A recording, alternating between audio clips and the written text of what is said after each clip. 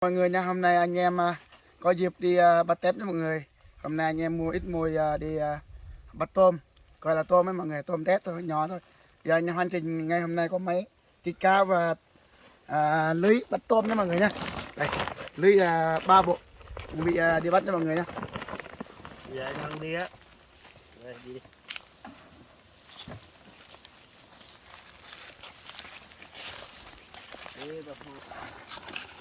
Wow, wow, suối cạn đó mọi người ạ. Thường thường mình nằm ngói thì anh em vào thì tôm rất là nhiều luôn mọi người. Do hôm nay thì chắc người ta bày trước rồi. Có tôm thì đắt bấy nữa mọi người nhé. Giờ anh em đang đi soi tôm. Đi nha, điện nha. Đi nha, tầm tặng rồi đi nhá. Vít đấy. Bên này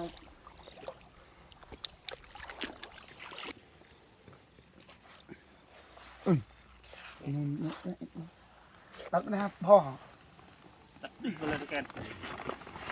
nha được lẽ Đặt lên nè.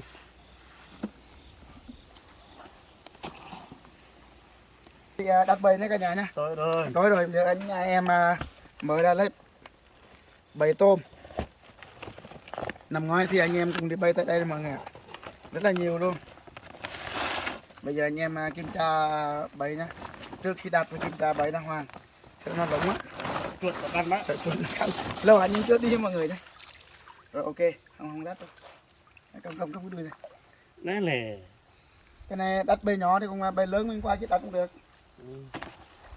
Rồi mình đặt cái bầy nhỏ trước. Cạ tập hơn nữa, cạ hơn nữa. Bầy nó mới mua nè mọi người này. Giờ trời tối đó mọi người, 5 giờ rồi, hơn 5 giờ. Mình đặt cái này là 8 giờ mình coi nha mọi người nhé.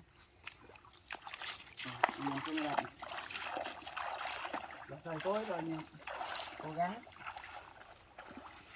Ở dưới này, tăng nhất này này. Đó, đó. Ok luôn. Rồi ok, rất là tuyệt vời luôn.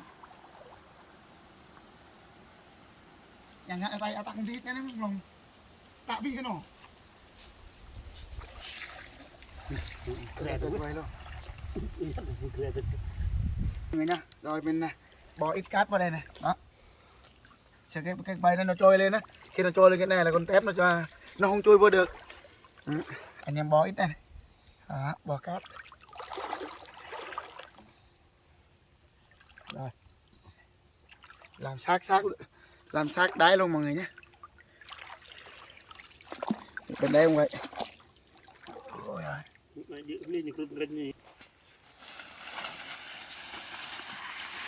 Cái này bỏ lên trên á. Bắt tay.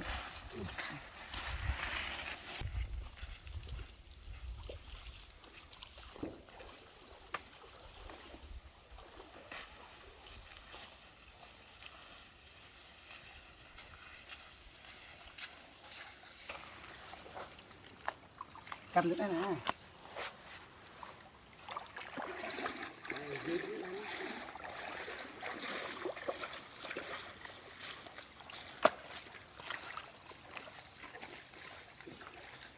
Rồi anh em lấy ít mồi này. Xong mà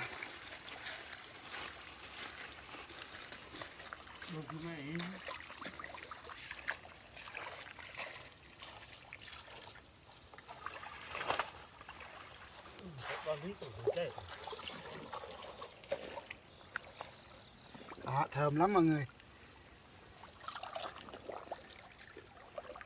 Mình cắt một lỗ, bỏ một lỗ nha mọi người nha.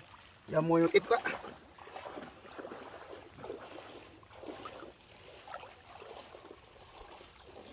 Mùi rất thơm luôn mọi người. Mùi là tép cá thì ok. Rồi.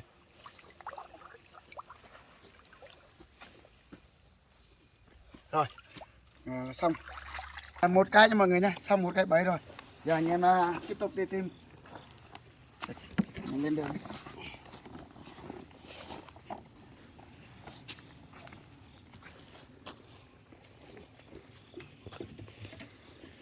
Rồi chào mọi người nha, đi tiếp.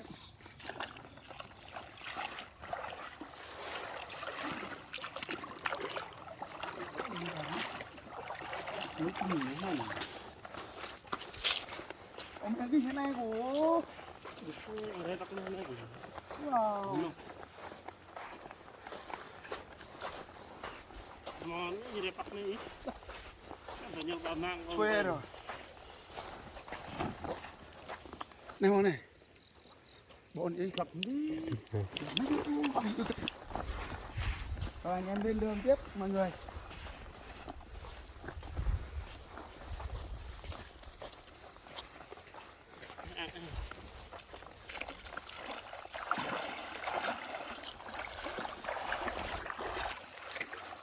Ở đây hả?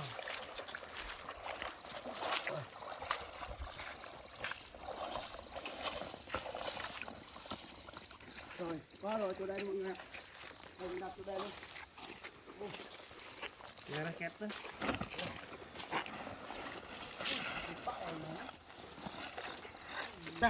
Rồi chuẩn bị đi coi nước đã.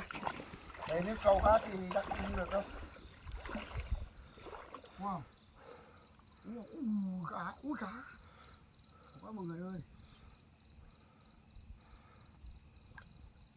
Được, sâu quá mọi người. Được không? Rồi chơi hay. Lúc.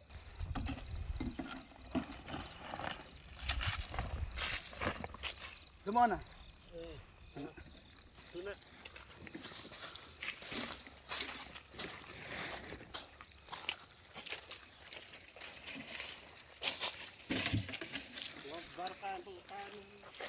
Ayo, biết đã. Ui giời nó.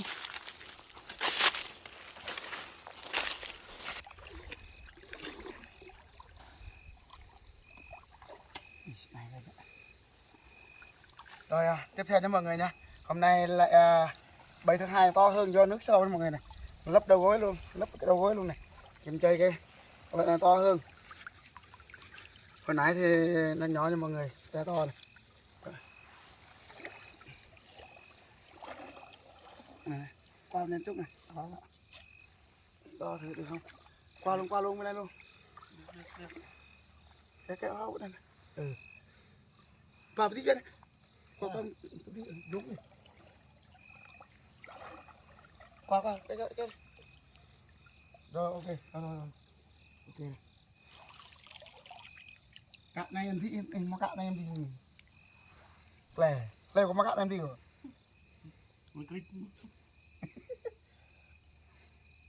Hồi năm ngoái mọi người ạ, thì anh em mà quên cốt cái đuôi này, cứ coi xong cá nhiều lắm nó đổ ra ngoài. Bây giờ anh em cột chặt chăng luôn. Đó.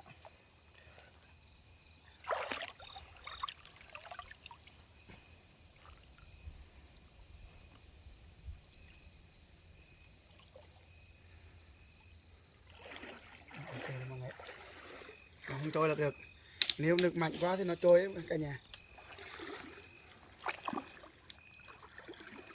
Đây cái lá thuốc. Các la này quậy đấy ngon. Trời lạnh lắm mọi người ơi. Trời lạnh lắm, anh em cố gắng thôi. Kiếm được tép thôi.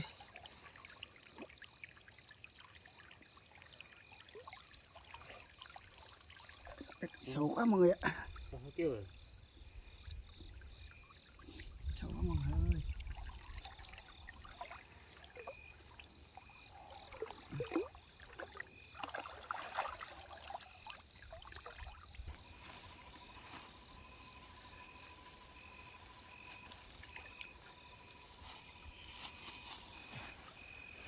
Cá vàng bay trên, ôi trời, không có thấy lỗ luôn ấy cả nhà. Tôm mùi thơm vậy. Nuôi ra cái đó, tôi nuôi vô.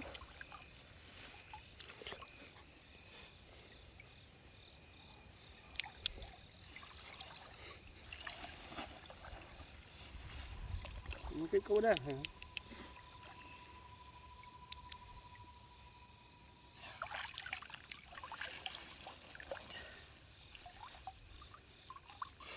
Làm cảnh làm mà đã đi nhá nó. Điện này. Điện ăn ấy. Đây có cái bặn nó nè.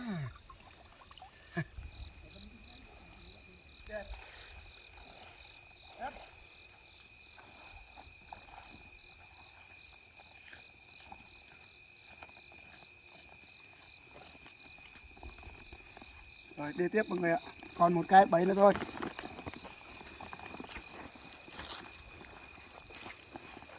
Này là đi lên em qua em này. Muốn cắt ăn như đi nè. Tiếp tục hành trình. Ôi. Coi ra không?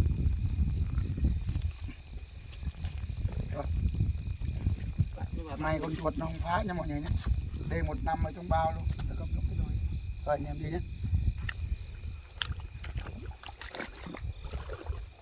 Chẳng cá con nữa, ui cá như thế. Ui cá rồi.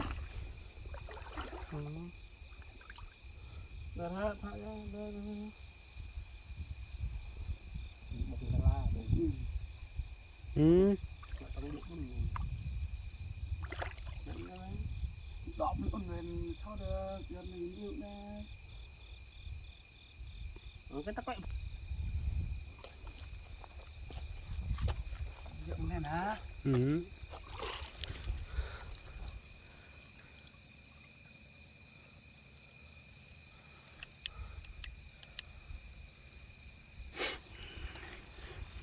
Lấy nước quá ít ít đây. Cái này mọi người nha. Cái mùi tép này rất đẹp luôn này. Wow đó. Chờ anh em này. Đặt cạn thôi. Hôm nay đặt rất là sâu, bây đặt lại cạn lại nữa. Mọi người ạ.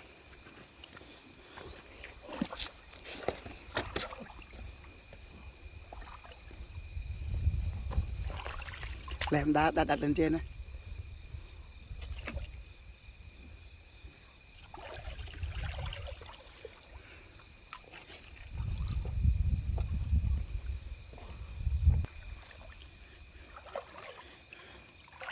Thợ đi săn đêm nha mọi người. Ừ.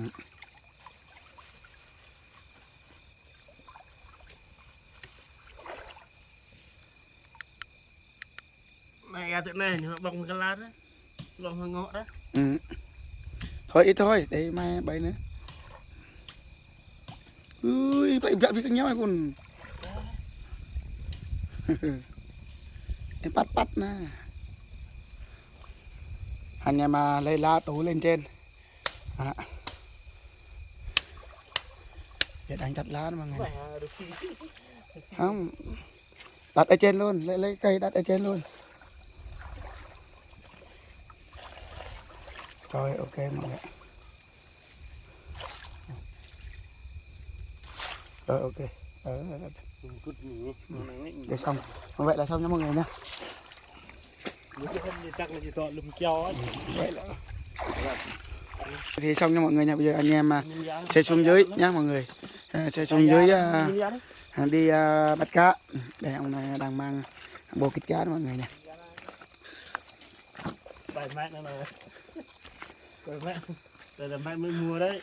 Máy này đang đầu tiên đi kích cá luôn mọi người. Đây. Máy VIP, máy hàng VIP. Kích cá đến tới nha mọi người. Không biết có chết cá không. Giờ đi đêm rất là khó luôn mọi người. Đá không này. Ôi giời. Rất là khó.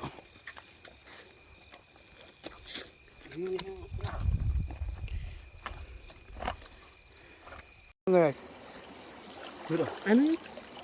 Bắt đây. Đây, đây cá. Cá đang bay. Ui giời, cá. Rồi bắt tép luôn nha. Ui cá, hai con nháy, ui nháy. Thấu mẹ con nhé. Bắt cá nhỏ đi, cá to người ta bắt hết rồi. Ui.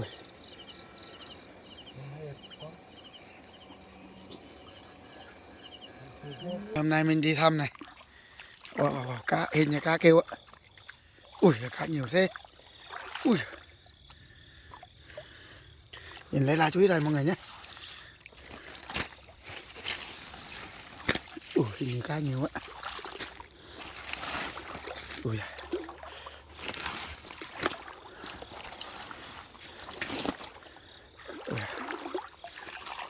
Cá rất nhiều luôn mọi người.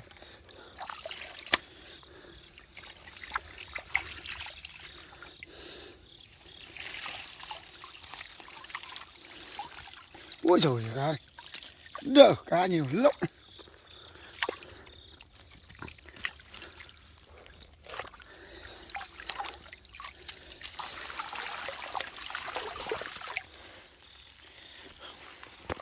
Cá nhiều này. Ồ, nhiều chưa? Ký luôn mọi người ơi. Hơn 1 ký luôn. Ở trong đây nữa. Như lấy hết phải 2-3 ký ạ mọi người ạ.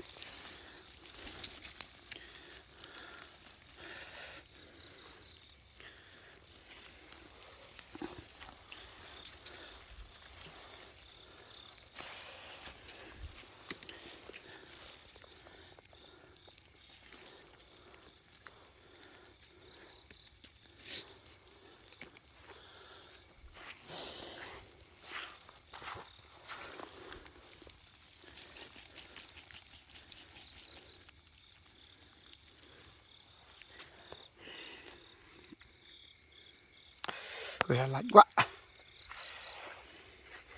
Bên này nhiều này, bên này nhiều hơn. Ui giời, nhiều ơn nè. Đưa rồi đưa lại có chạy Cái này cuối cùng giờ 9 giờ đi mọi người nha. Bây giờ 9 giờ, hơn 9 giờ. Giờ anh em bắt nhiều tôm với tép nhiều lắm mọi người ạ. Đây, đang đổ vào đây này. Rồi ok luôn mọi người ạ. Thả từ từ thôi. Rồi út ra nhiều tép.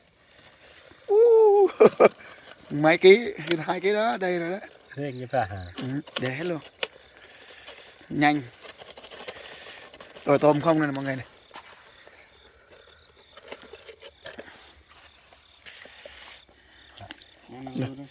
Vứt ra ngoài đi. Mồi cá hai bên đó mọi người nhá. Bên này một bên, bên này. Phải hai bên.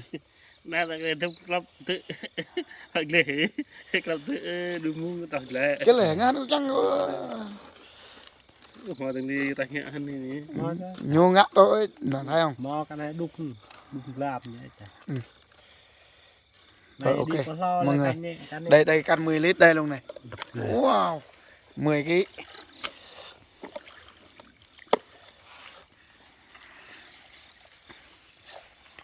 thế này